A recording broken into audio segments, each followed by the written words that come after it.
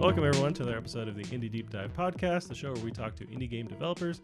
My name's Fonzie. I'm joined by my co-host, indie game dev extraordinaire, Gavin Jones. Today, we got to talk to the Trese Brothers. They are two brothers working on many games at once. They have Cyber Knights coming out soon.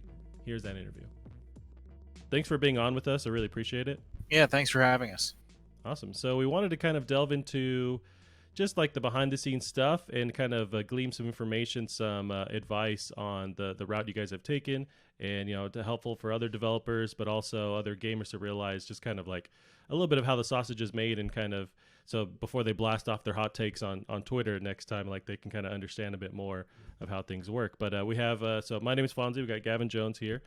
And yeah, so I wanted to get just a quick bio on what your route through the indie space and what took you guys to where you are now. Well, we've been doing the game development for about 9 years as a duo, and kind of trying to improve our craft along the way. Like you said, we've made a lot of role-playing games, RPG strategy games, and we really tend to make very deep, challenging games with a lot of replayability. And we tend to eschew like ads and DLCs and in-app purchase type things, and focus more on just premium titles. We started on mobile, and it was really when we diversified the platforms that we supported that we started to really pick up some steam. Coming to Steam was a big part of that, and that was Heroes of Steel was our first Steam title, which was also our first Kickstarter. Gotcha. So we've been on a journey. We've gone kind of a circuitous route, but I think along the way we've learned a whole lot about what, like you said, goes into making the sausage, and what you can do as a game developer to maximize your ability to deliver fun games to your customers with minimal number of people, because we've never had big budgets or big teams, but we have been able to have some success in the market. Yeah, and I noticed, is it mainly you and your brother together, and then you kind of outsource other help? Yeah, when we started, hi, this is Andrew Trese, the younger brother of the team. When we started, it was truly just Cory and I. And I back in the very beginning of this, did all of the artwork, and we both have a background in software.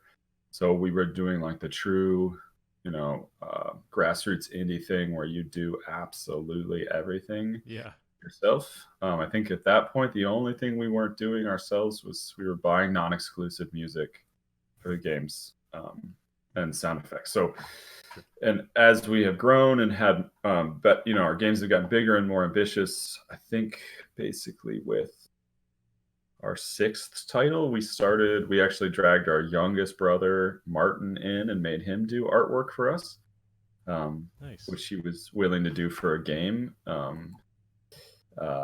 Which was Templar Battleforce. And then from there, we had kind of gotten a taste of having a bit more help, and we pulled in other artists at that time. And we had Templar Battleforce. We also got some help from a PR team. And then the next game, we found a composer to help us. So we've been slowly adding specialists around video, music, sound effects, art over time. The core game design and code work is still done by Cory and I. Gotcha. I imagine as the years go by, you can just kind of keep implementing family members too, and just kind of start just it's the family business basically. You shoot out a new, new nephew, new cousin, and then just add them on to the team. Yes. Yeah, it's a kind of a running joke around the family at this point. I do think there's a lot to be said for making, when you are an indie like us, making your relationships as much like having family members as you can. Like Andrew mentioned, we found a PR team that worked well with us and understood our process, and we've worked with them every game that we've released since then. And I think that's something really important when you're an indie and you're by yourself and you're first starting to branch out and bring people in to fill these specialist roles, is that you're looking for people who you believe can sustain themselves and you over the next 1 release, 2 releases, 5 releases. Because if you want to be sustainable in this market, you want to survive, unless you're a unicorn, you're going to need more than 1 game. You're probably going to need more than 3. You're probably going to need more than 5 games. So, there are the rare example of people that launch 1 Stardew Valley and they're done. They don't have to make anything else if they don't want to. But most developers in the indie space are going to need to grind out new games because the markets, Valve's, Apple, whatever, they need these new releases. They need a constant, supply of newness for your studio to be promoted. So, right. Yeah. No. So when you look at your partners, like, it can be really easy to pick someone who maybe is cheap or is really available right now, but they're not, it's a throwaway relationship or whatever. And we've always tried to focus on building people we're going to use over and over, people you can really trust. Sure. Yeah, absolutely. Two kind of quick questions. So I noticed, Andrew, you pronounced, I think it was the E at the end of the. Yeah, it's a funny pronunciation, but it is Trese. Trese. Gotcha. Yeah, yeah. And the other one was, so kind of looking through your catalog a little bit. I unfortunately was only able to see what was kind of on Steam, and for a lot of it, it's kind of like you look at it and you're like, oh, okay, I've seen something kind of similar to this. I kind of get what I'm getting at here, but with your last game,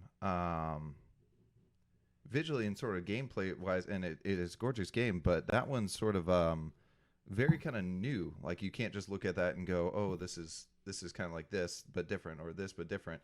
When you're at a convention or something, you got to elevator pitch someone on this. How do you kind of describe this absolutely gorgeous game?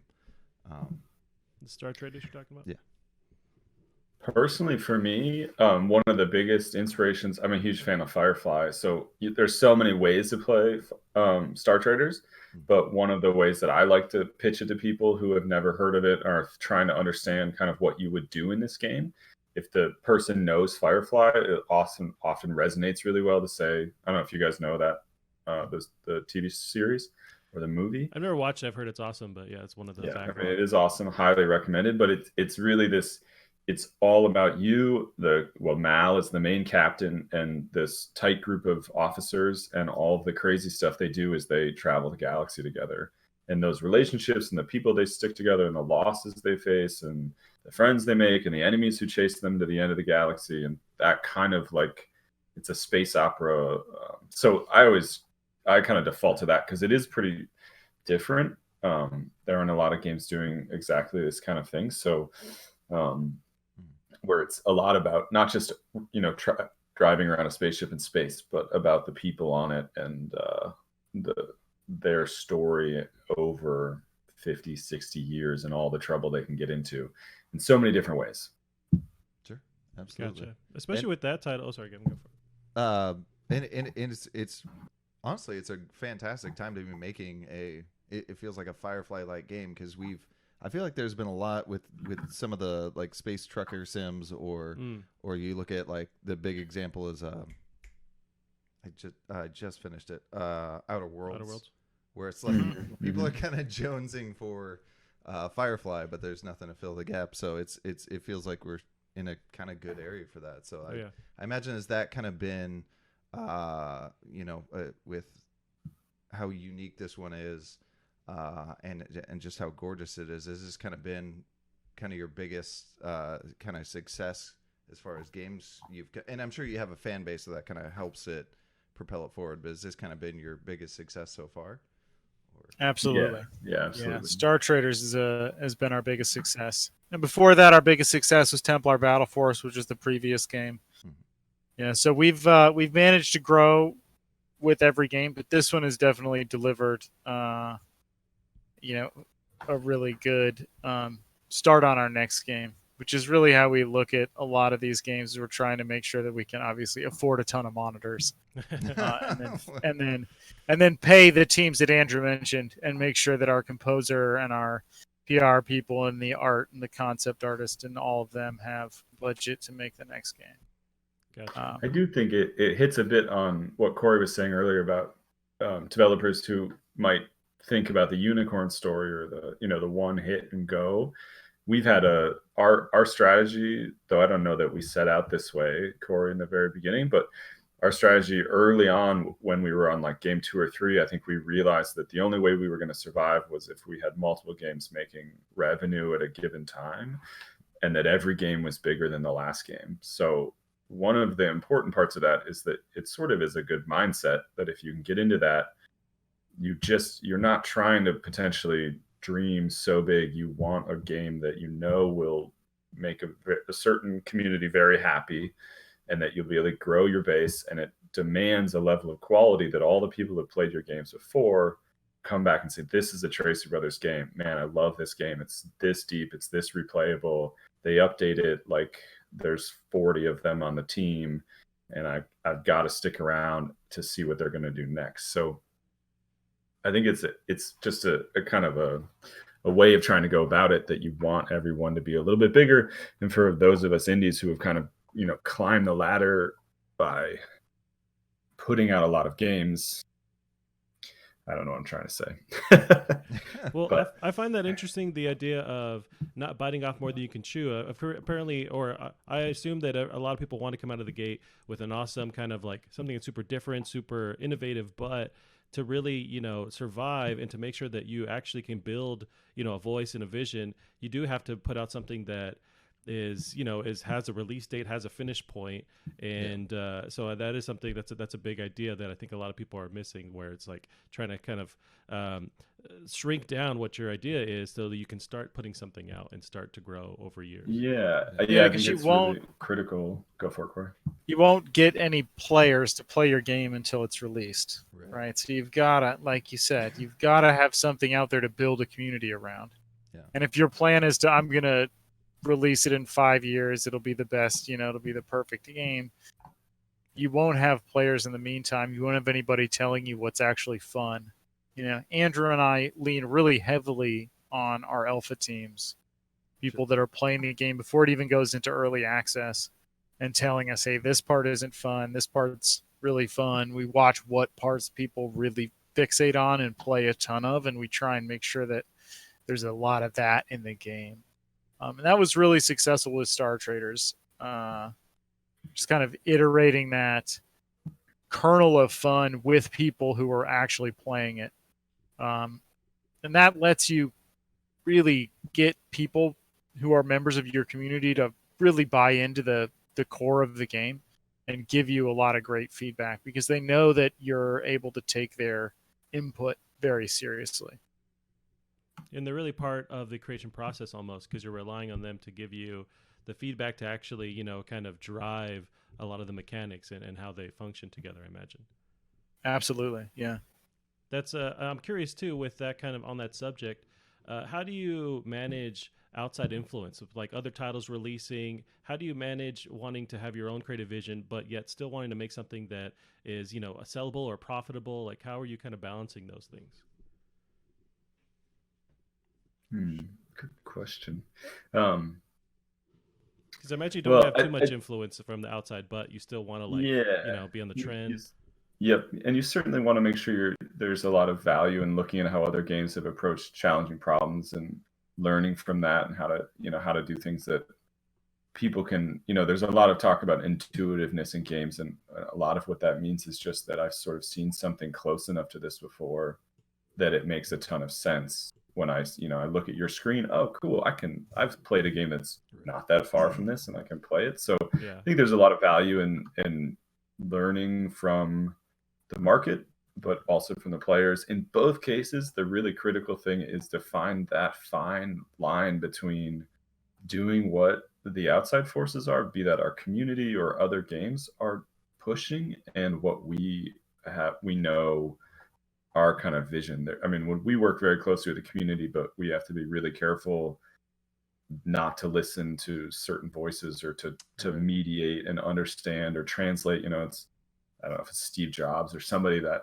quote about like, they don't know what they want, like we're going to give them what they want kind of feeling. Gotcha. People will say, I want this feature, and you have to be like, no, I think what you really want is this, or you have to kind of translate it and understand the inner, why do you want that?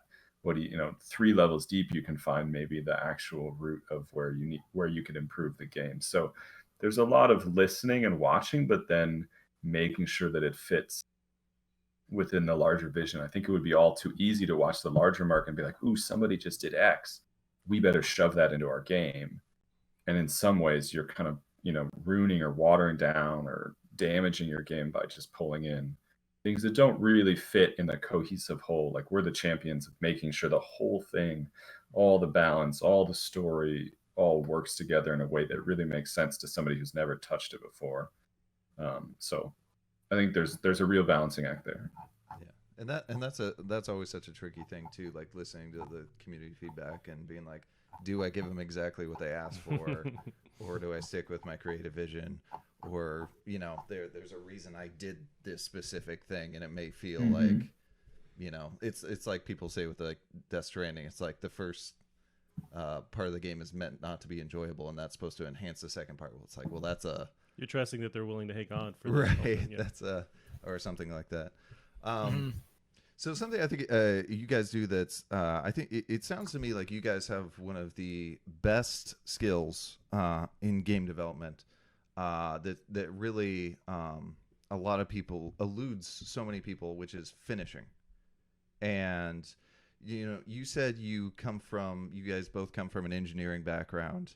And I know, is that kind of where that comes from? Because I know a lot of times engineers, they're very tight on deadlines. Or where did it take a little bit to build up to, your ability, your endurance, to where you are now? Or Well, Andrew and I both had experience shipping products to customers as engineers. So we were software engineers, and that was making shopping carts or making order fulfillment systems or web pages or whatever. We made a lot of those type of software things and interacted with a lot of customers. And I think it's just inherent in you really don't have a business until you have a thing that you're shipping, that you're selling.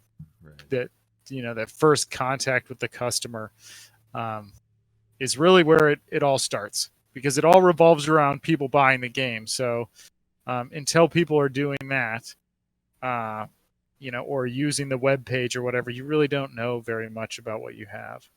So I think it started there. And I think we also understood very early on, like our first game was Star Traders. So if you can look at that beautiful Steam game, in its core, there's like this thing where you buy and sell stuff and do missions. There was a phone game 9 years ago that was basically like a really rudimentary text version of that, of the Star Traders core game loop. And that's where we started. And it was always about getting that feedback from players. Like, it was a free game that I made for Android as like an experiment to try and learn Android development. And then Andrew started helping, and we started getting feedback from players on Google Play because it was just a free game that we gave out. So from the very beginning, I think Trese Brothers has always been about listening to people who are playing the game. And early on, the stakes were very low. People were like, hey, you should add this. And we're like, okay, sounds good, and we got better and better at listening to more and more voices at the same time. And like Andrew said, synthesizing that concept out of it. But realizing, early on that you have to finish stuff. It doesn't even have to be finished. It has to be fun.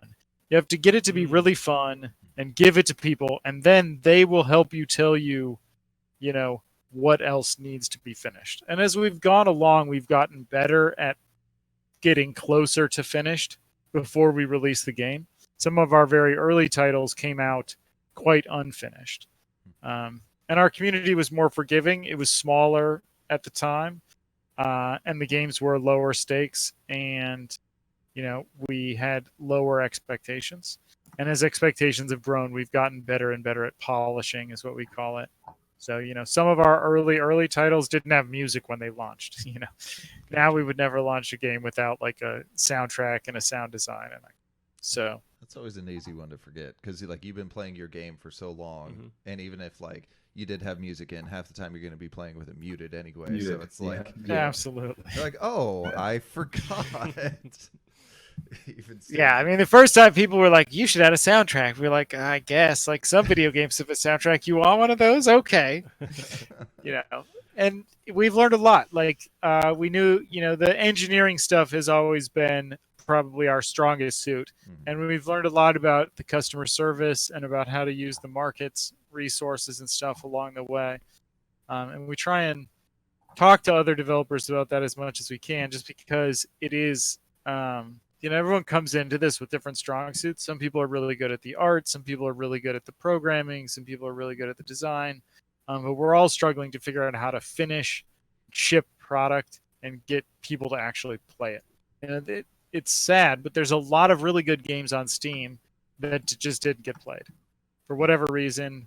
It could be the screenshots or the text or when they launched it or whatever. It's just, it didn't make it. Yeah, no, that's there's something to say about. There's so many different moving parts, but like the time that you release your title, or having a catchy enough kind of you mentioned thumbnail or some kind of way to grab the player. A lot of indies might not know how to bring that to their title as well. And is that just learning from releases and tweaking stuff, or you guys just have another arm that is researching the advertising, the actual aspect of that? That's just an internal group. We have a PR team that helps us, but then Cory and I have just documented and watched and analyzed the markets for a long time. And there's a ton of resources out there. I would recommend anybody who's thinking about it, go looking for, especially in Gama Sutra, there's tons of people talking about how people look at Steam pages. And there's so many resources giving suggestions, and you got to pick and choose what you can and can't do. But I do think it is a sad thing. There are a lot of games on Steam that don't, for one reason or another, never hit a critical point. And I think one of the unfortunate things that goes along with that is that a lot of developers will, as we were talking about earlier, you can put in 5 years. Some of these games, people work on them for 5 years. And maybe you're just working on just the game and you haven't worked on the PR or the marketing or building buzz or getting a community. And so at the end of those 5 years, you think the next natural step is just to publish this thing on Steam, and then you're going to have players and you'll recoup your investment. It's important to not ignore all those other aspects of the discipline. It's kind of a very natural thing to do as an indie. If your thing is coding or game design and you've got your area where you're focusing, it's a tough thing, but you may end up at the end of the road without having done all the other things you need to do to be able to get enough visibility to get above the wave. Steam is a bit scary these days with 200 games launching a week, right? So kind of making sure that you rise above that number as an indie is not it's not trivial by any stretch. So I think there's a lot to say for spending a lot of time researching, reading, and putting effort into the marketing, PR, and outreach and building a community. It's just as important as any other part of the work that you're going to do, if maybe not more so. And I think that's definitely a particular interesting thing that indies have to be able to adapt to, as well as, with any other agency, you got somebody who's in charge of that. But with indies, if you don't have a business mindset, then you're probably not going to be able to, unless you get that unicorn game, you're probably not going to be able to float that ship. And it's such a specific. There's so many different hats you have to wear early on as an indie. I mean, it's pretty amazing, actually. Yeah. So. Yeah, which I think, when one of the things that you'll find in the players who like indie is that they're willing to forgive a lot of things. Like you can get away with some pixel art. You can definitely make games that have, there are a lot of popular games that don't have beautiful art. And maybe that you did the best that you could with the art, and that you still made a fun game.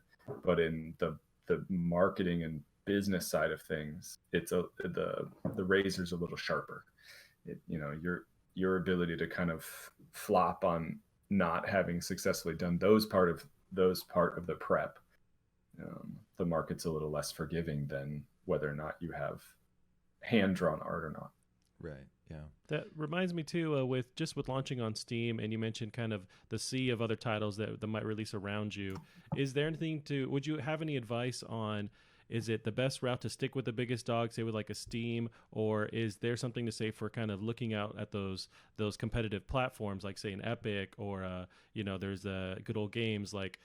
To maybe is there a benefit from kind of spreading your game and outreaching as much as you can, or just focusing on one platform and kind of focusing there?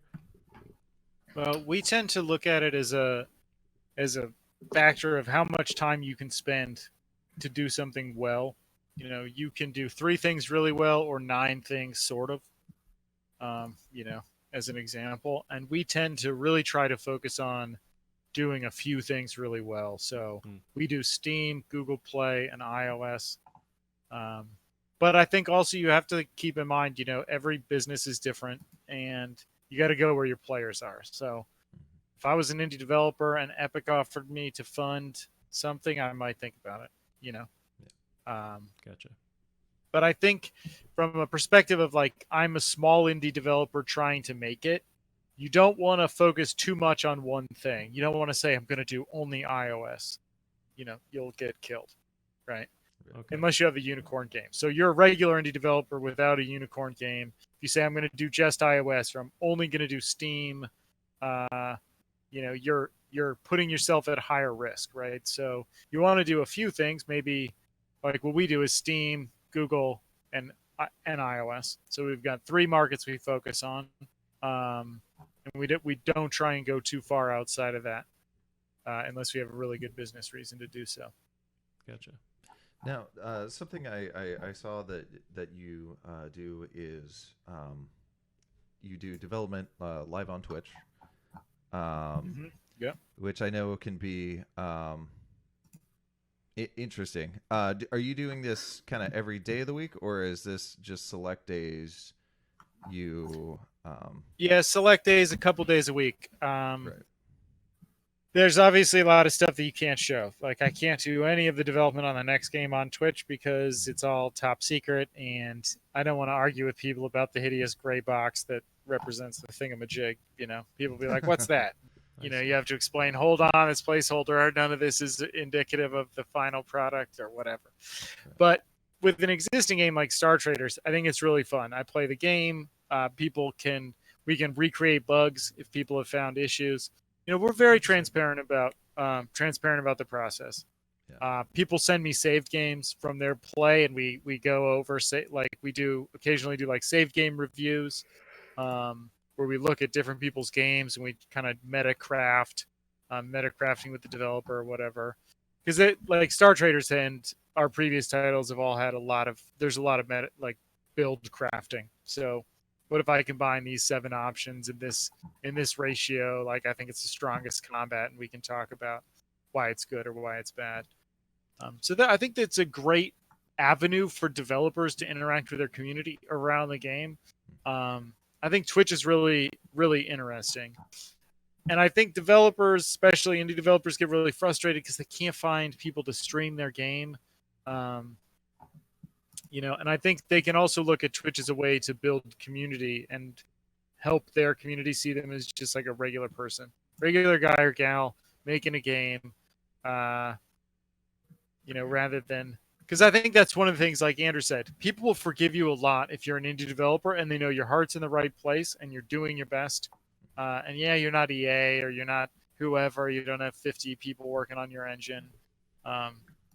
They'll forgive you for a lot more. And Twitch is a great way to kind of connect with people and just demonstrate, like, I'm just a regular old gamer making games.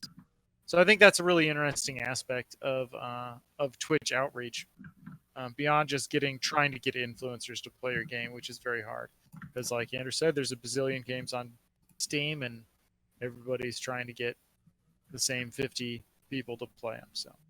And I think it helps too with networking with other developers, because most of the people back when I did it were all mostly developers as well. So you go out to like a dev event and it's like, oh, I know a bunch of people here because they hang out in the stream and watch. So I definitely think it's a brilliant that you're definitely doing that. a few days of the week. I found when I do dev on Twitch, it slowed down my workflow to a crawl almost. Get nothing done. Yeah. Right. Get nothing done.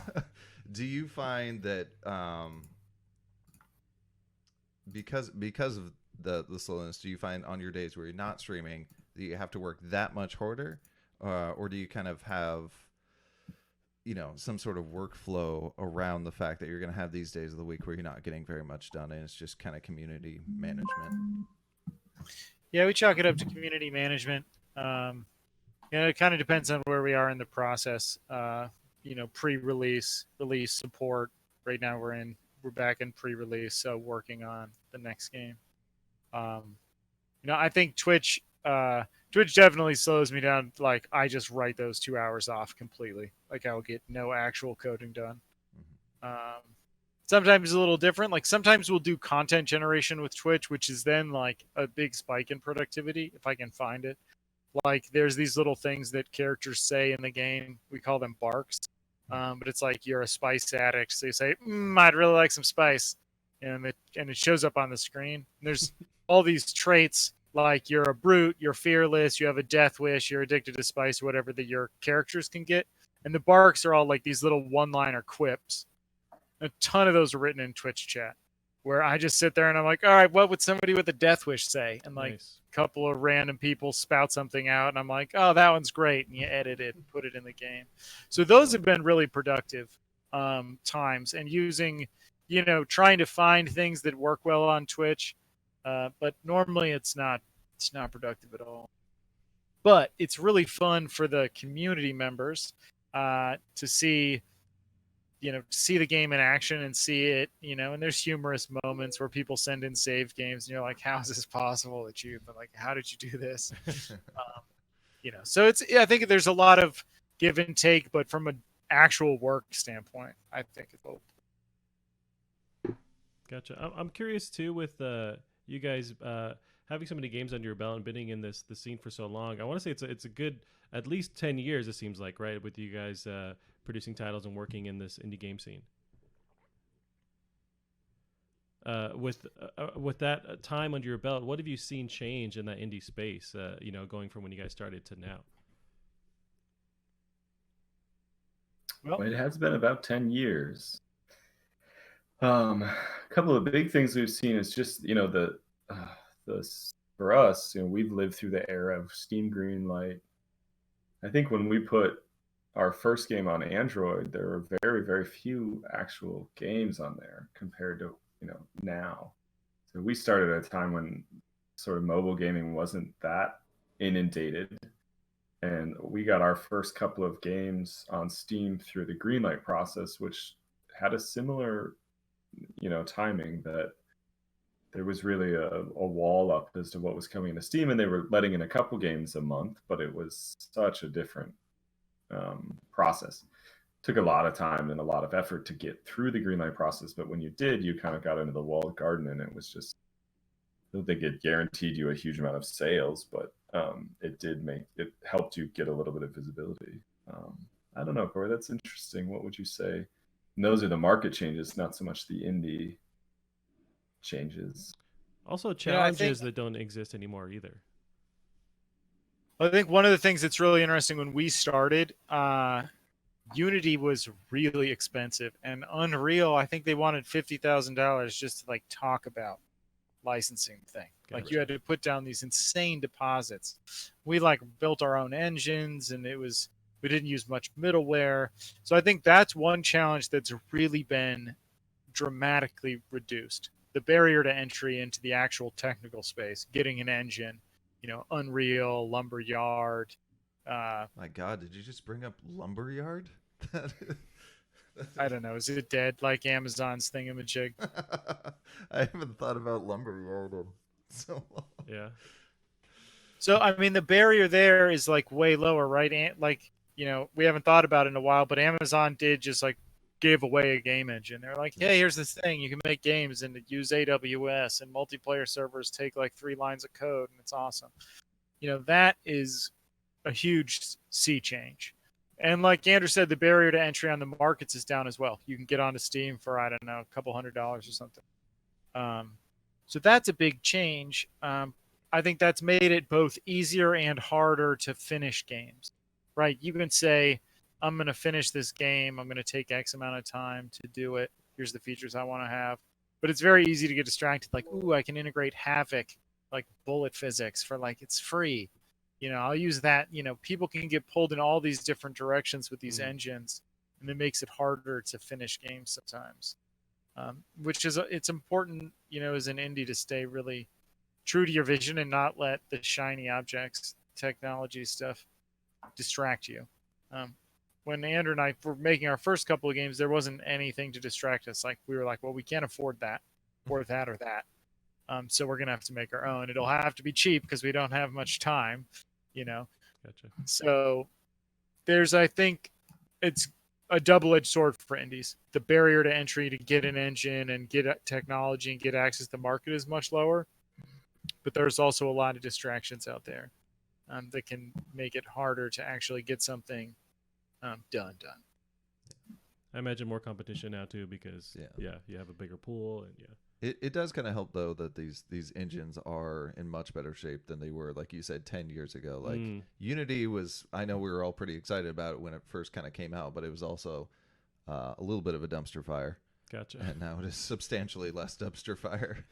Yeah, absolutely. I mean, it was expensive, and there were a lot of performance issues, and they broke it all the time. And there were a lot less people using it for serious games, so there was a lot less hardware feedback, and there was a lot less infrastructure around it. Like 10 years ago, there wasn't GameAnalytics.com, and there wasn't all these different plugins that make a Unity game really well instrumented today. Out of the box, and Unity didn't have cloud build or test runner. The infrastructure was so much less, so it had sharp edges, and you cut yourself all the time. Right. Gotcha. Is that what your I assume that's what your last game was running on, or was that also our last game is a C++ modified version of a C++ engine called Cogos 2DX. It's freeware, open source. We've modified that for about 4 years ourselves, so the current version we use is pretty weird. Pretty heavily branched.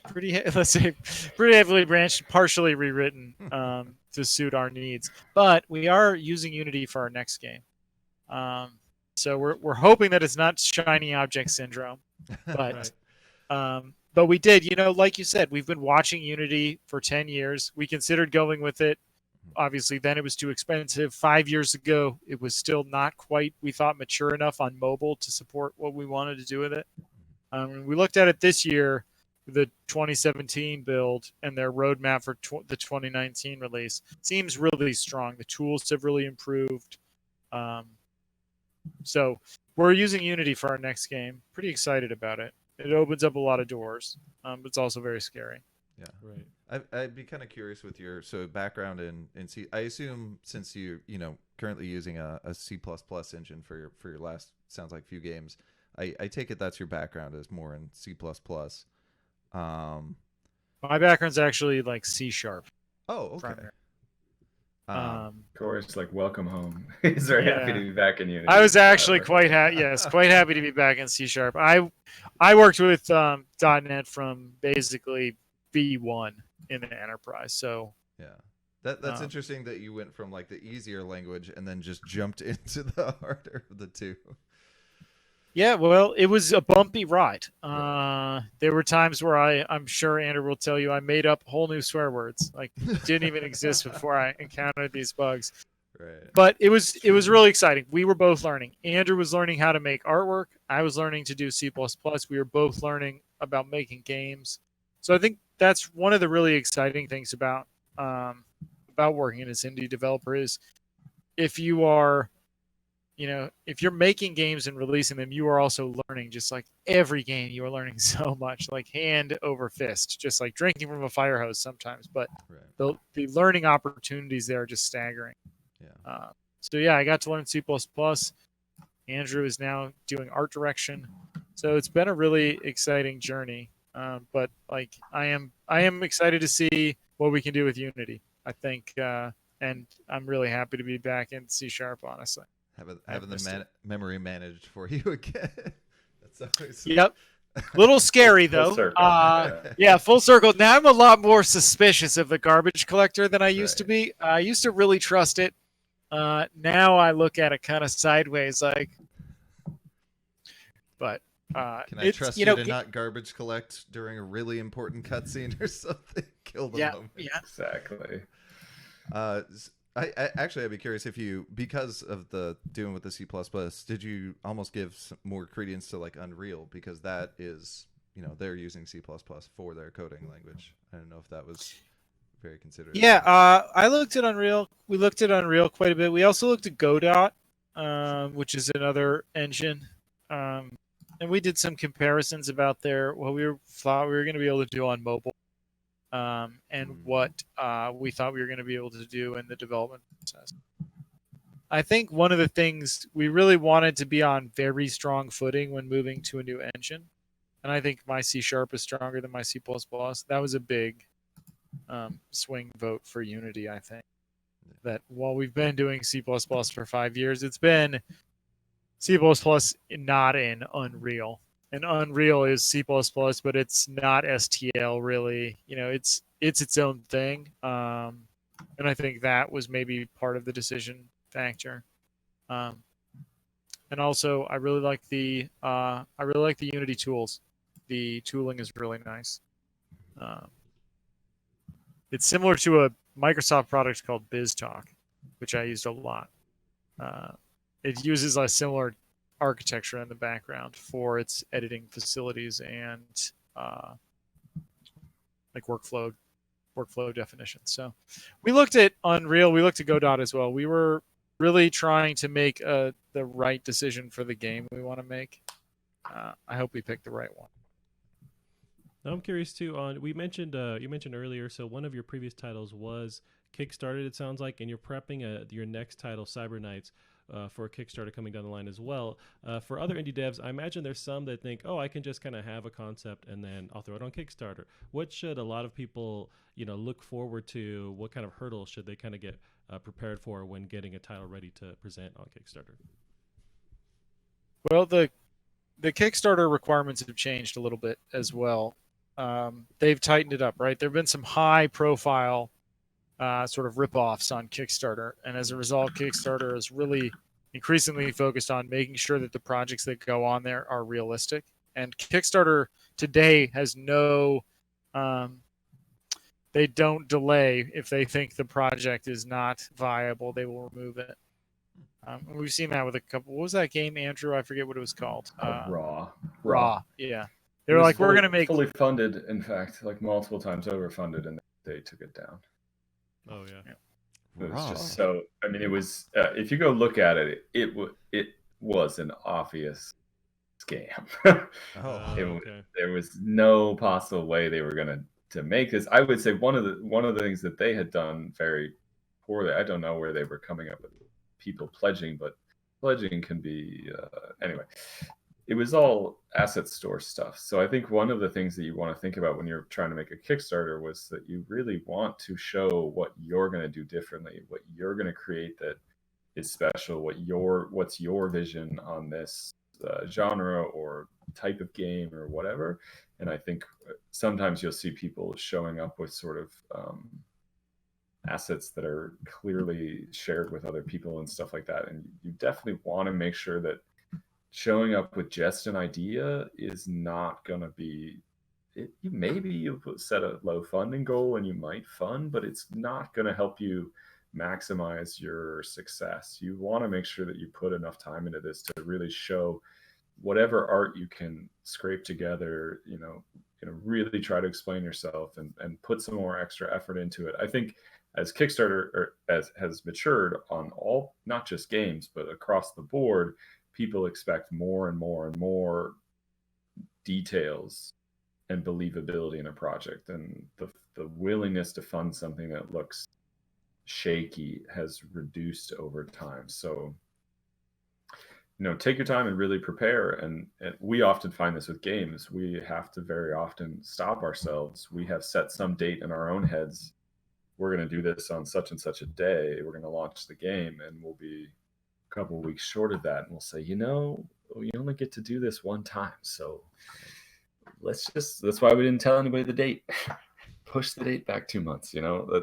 So you really want to make sure that if you're going to kickstart, you really bring it as absolutely everything you have that shows your unique project, I guess. One of the things that we, I think would advise people on Kickstarter is it's twofold, right? You're trying to raise some money, but more than anything, you're trying to find people who are dedicated to your idea and love your vision for it.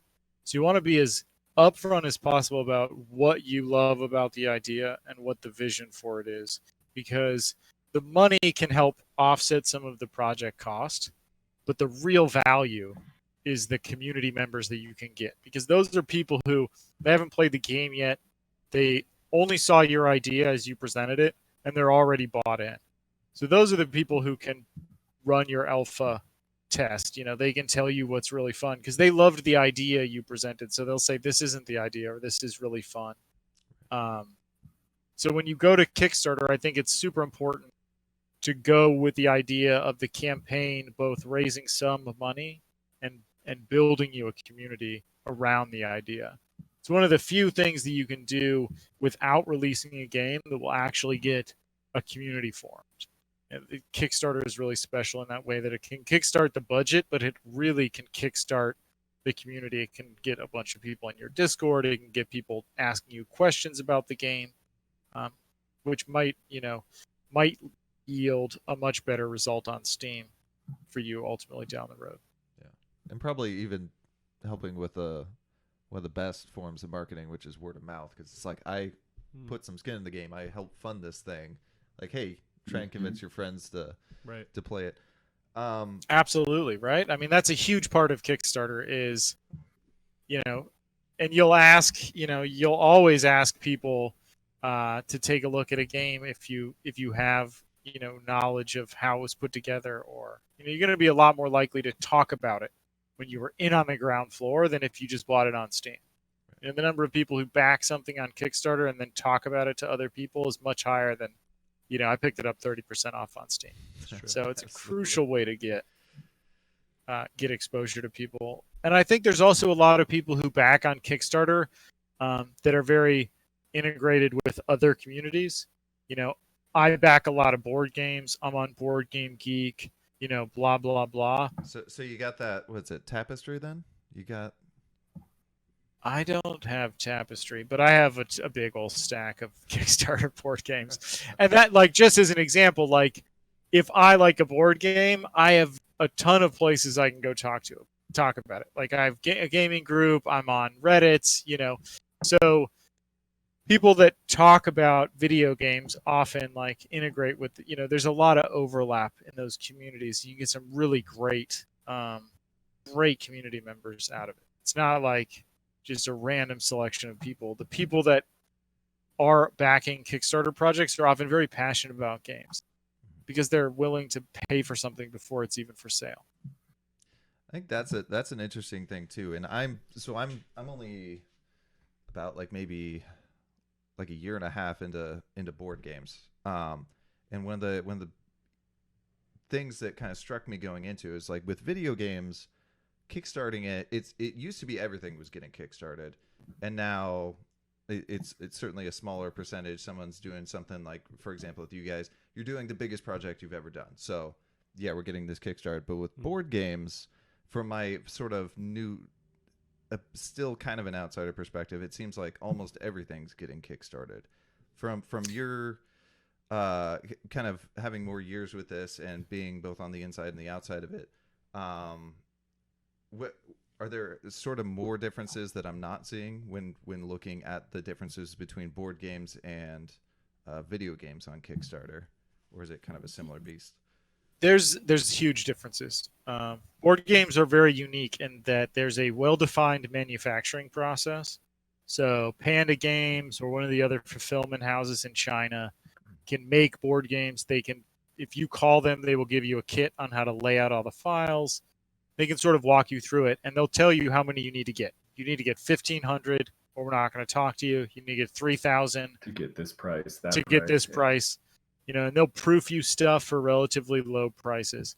So if you're savvy and you get a book about it and you talk to some other backers, you'll learn it's relatively easy if you can actually make a good board game to get it manufactured at quantity and at speed and get it shipped all over the place. The infrastructure's there because so many board games have done it, right? They've all, like, before you will have your board game on Kickstarter, everybody's done it. There's all this machinery is set up. Video games a little trickier. You can't really use all the other infrastructure aside from like Unity.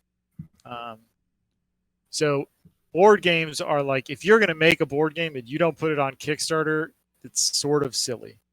Corey, that just made me think of maybe the other biggest difference, that the after Kickstarter reality of a board game is almost without a publisher. Like, what are you going to do with that board game? You cannot sell this. You're going to have to go around, if you make a video game, Kickstarter or not, you just put it on Steam. You have a worldwide market, 6 million people logged on Steam every day, and you just have to get the word out.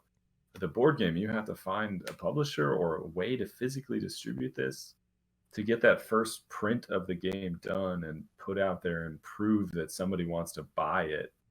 Can be such a big kind of moment for a board game producer, I suppose. I had talked to a game dev who wanted to do board games, and he had told me that a publisher wanted him to do a Kickstarter to prove, even a small one, to show that he had an idea that people wanted to pay attention to. That's crazy. So it's, for them, it's a bit more of a hard stop. Whereas, I'm not sure. Like, if you went looking deeply at some of these, some of them are just done. There's so many.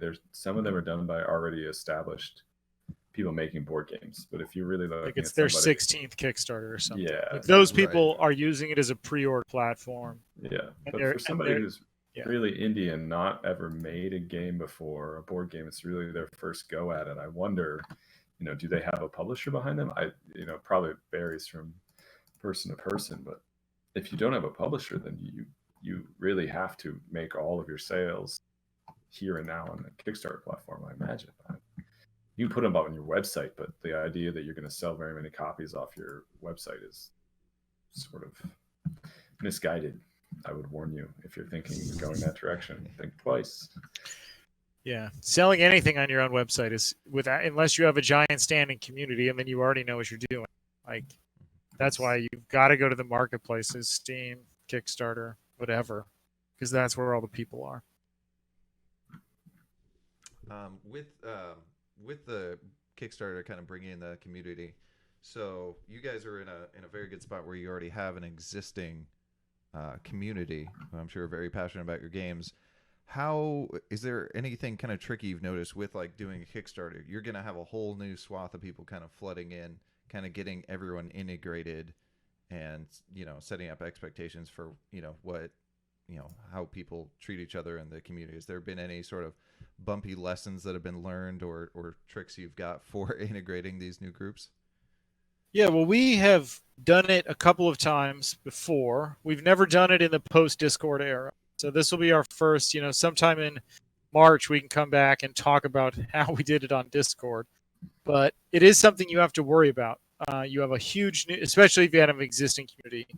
Well, probably if you have a new community as well. You're going to have to figure out the rules as it goes with your new community if it's your first Kickstarter. I think it's really important to just foster a respectful environment and make sure that people stay focused on the game and not on sniping at each other. Kickstarter gives you some pretty good moderating tools for your comment section, but you are going to want to have another community where you're going to collect people to talk about it. So be it a forum or your Discord server or whatever. Now, on the Kickstarter subject, sort of, your next project is being kickstarted there as well. So it's Cyber Knights. Now, it looks like from your descriptions, you're going from 2D to 3D. As far as like how you're handling the design, is that a big kind of daunting thing, like kind of switching gears on that next project? Yeah, I would say that it is. It's taken us we've talked about it for years. kind of trying to make a jump. We love 2D games; they're a lot of fun, but they can be limiting in what you have to put in art, in terms of art, to get more experiences in the game. So it's really exciting from an art direction, a storytelling perspective, to be able to switch to 2D, because you can just see these spaces and the characters and their actions so much more freeform. You can express things so much differently than in 2D, where sort of every perspective and every action has to be kind of hand drawn and or managed in some way with an animation kit. So that, from that perspective, it's just very exciting. From a coding perspective, I think it's also very different, and pushes us to think about some really cool things. Where 2D, you're very naturally on a certain plane of space, and there are some pretty well established rules about how grids work and things like that. And you can integrate a physics engine, but it's never going to be quite as much as if you have a real 3D space with real 3D geometry and the speed of gravity and all these things. So we're really excited about what we're going to be able to do, and how much we're going to be able to move away from sort of some of the more static feeling grid combat systems that we've made in the past. Cory, you're doing I'm actually kind of stepped out of coding and doing mostly story and art design and all sorts of things like that, and game design. So maybe Cory can talk a bit about the fun of coding in this new world. Yeah, I'm certainly glad that we have support from the engine for it. I'm really, really glad that we're not trying to build our own 3D engine. I worry when people say that they're doing that. That sounds terrifying. Right. It has been a big shift in kind of the challenges that we've faced in terms of the implementation. A lot of times, the challenges were getting the representation in 2D to look right, versus getting the actual rules, the physics rules, and so on to be correct. In 2D, you're sort of just writing down the math and then representing it on the screen. Using a 3D engine, we tend to be more like simulating the results and then interpreting what happened, where the actual thing bounced or whatever. So it has shifted kind of some of the challenges we're facing. But I think, like Andrew said, it's really expressive. Being able to move the camera sounds like a little tiny thing. But when you're going from a 2D to 3D, it's a big deal for the ability to express kind of your story and your vision for how you want a scene to look. But like you said, when you scroll through some of our catalog, you can see clear influences. Like you look at Battleforce, and you're like, hey, this is like a 2D XCOM or 2D Mech Warrior. I got guys. I know where the bad guys are. So I think there's a lot of good inspiration out there for what a 3D game can do with stealth and combat. So I think we'll be able to produce something that is still familiar to our fans that loved Battleforce and loved our other games, but is also more attractive for people that are looking for a 3D experience or looking for a richer visual language in the game. No, my next thought with that is you guys seem to be every project, every release, just upping the ante every time and growing, which is also, it's a super positive way to be, striving for growth. How do you deal with the stress of every project growing? And do you guys thrive in that increase of stress, or does it ever hold you back? I'd like to think we thrive in the environment. One of the things we've said a lot is we're all in on every game. So we're not budgeting in case Cyberknights fails. We're budgeting that Cyberknights will be a success. We'll figure out a way to get it to market successfully. I think that helps sharpen the focus. It gives us the opportunity to really say, this is the game. Like Andrew said earlier, sometimes you're 2 months from release and you're like, hey, I really want to get this game out on the 4th of July or whatever. But you have to say, this is our one shot. This game has to do well. We have to make it the best game we possibly can, or we're cooked. So putting some of that stress on yourself can be good. I think you have to balance, to a certain extent, and not put yourself in a situation where you're going to be distracted by the risk you're under, and where it's going to make you feel like, too nervous to perform or whatever. There's a lot of balancing, and I think every indie has to come up with their own tolerance for risk. I think Andrew and I are very risk tolerant. I think that also comes from sort of a confidence in our vision, that we're very certain that with our community we can deliver a game that's going to be a success. Um, I guess when if we have another, yeah, we've had games fail before and we've survived. So I guess it's. It can be stressful, but I think we thrive in that environment. I like to think we do. I'm sure sometimes it feels like we don't. Right. Yeah, I Yeah. guess that's sort of like a weird advantage that games kind of have too. Is with like you look at movies. Like in my head, the way you're describing it, kind of going all in. Every time it reminds me of like the story of like how Walt Disney starting out. Because that's exactly how it was. They went all in on every single until they finally became successful. Gotcha. And I think sort of the difference there is like with movies, like no one's going to go back and watch your back catalog, right? Unless you're Ghibli or something like that. But with games, I'm sure you kind of experience the, every time you release something, you have new fans that are going to trickle back through the old catalog. And Absolutely. so I'm sure that's helped when you say you've had a failure of a game. I'm sure when you had that failure of a game, hopefully people still were like, well, I get where they're going. Let me check out this old catalog and see kind of what else vibes with me. Yeah, absolutely. Yeah, It was. Go ahead, Andrew. Yeah, I mean, I think it's an interesting thing to, within our community, some players might see that game as a failure, maybe, but I think it probably is more of an internal definition of a failure for us. Sure. Well, I know there are players who still play the game. The games we're thinking of still sell every week, and people play them, and they're large and very replayable. But for us, we're like, wow, that one didn't go far enough. It didn't raise the bar far enough from the last game. So even in that sense, I think the failure is more of an internal definition. I think the other thing that I would, in terms of talking about just the process of developing them and how you thrive in that risk environment is that we're all in on the game, but we have built a process for ourselves. We built a game over 2 years, roughly 2.5 years, so that there are all of these checks along the way, nonstop opportunities for us to kind of course correct. Like if you make a movie and the first time you check to see if people like it is when you screen it. I know they don't do that, but maybe you think of it that way. Or a game developer builds a game in isolation and then releases it on the first day that no one's touched it before. You're at such risk that you're all in was a total flop. But for us, we're sharing it with the community. Cory's gonna, once we get through the Kickstarter, it'll be on Twitch every week. We'll be giving it to the alpha players for, I think Star Traders was in the alpha player hands for 11 months, and we improved and fixed, and there were huge systems in there that we were like, whoa, okay, we have to rip out this entire system. It's got to go. That's such a mess. Like, how can we simplify, replace this with something that's actually fun?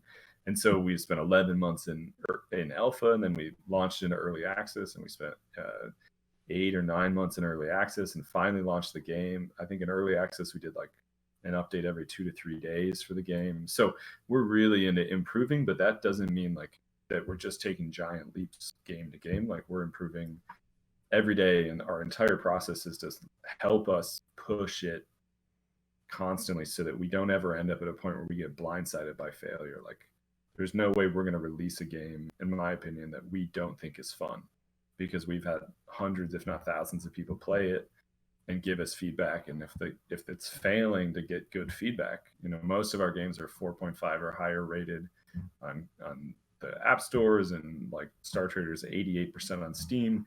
Those are acceptable ratings. We're very happy. But if we saw a game getting hammered, we would be putting the brakes on and making sure that we course corrected well before we got to a point where we could actually achieve failure.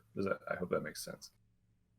Oh yeah, you guys seem to be really in tune with knowing when to adjust and how much to adjust. And I really also like commend your guys' focus on the community. You guys really, it seems like from day one you guys were focused on keeping those ties strong, because otherwise, I mean, that's a huge thing with going forward, is you want to rely on those people every time.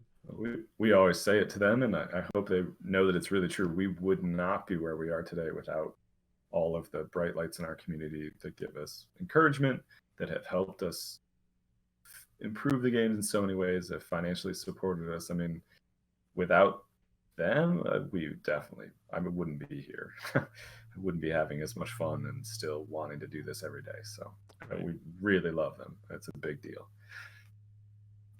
That's awesome. I think we'll let you guys go on and buy up too much of your time, but this has been awesome. I love talking with you guys, because you guys have so much knowledge under your belt and so much experience. So this is great. We've been talking to people who are kind of coming in, at the beginning point. So I think it's good to hear from other vets that, hey, here's some of these routes, and I love that they have a backdrop, kind of a focus that they can see, and there's a light at the end of the tunnel kind of thing. Thank you very much for having us both on. We do really appreciate you making us part of your podcast. I hope that the episode goes well. Yeah, a ton of fun, guys. Awesome. So we'll let you guys go. So we want to make sure everyone keeps out for Cyber Nights coming out to Kickstarter very soon, and they can find you on, is it Trese Brothers Games on or Trese Brothers Games on Twitter? We're just Trese Brothers on Twitter, TreseBrothers.com, and Cyber Nights will be on Kickstarter in February 2020. Awesome. Sounds great, guys. Well, yeah, we really appreciate it. We'll let you go. Thank you very much. Thank you again. Guys. Bye. Thank you. Bye-bye.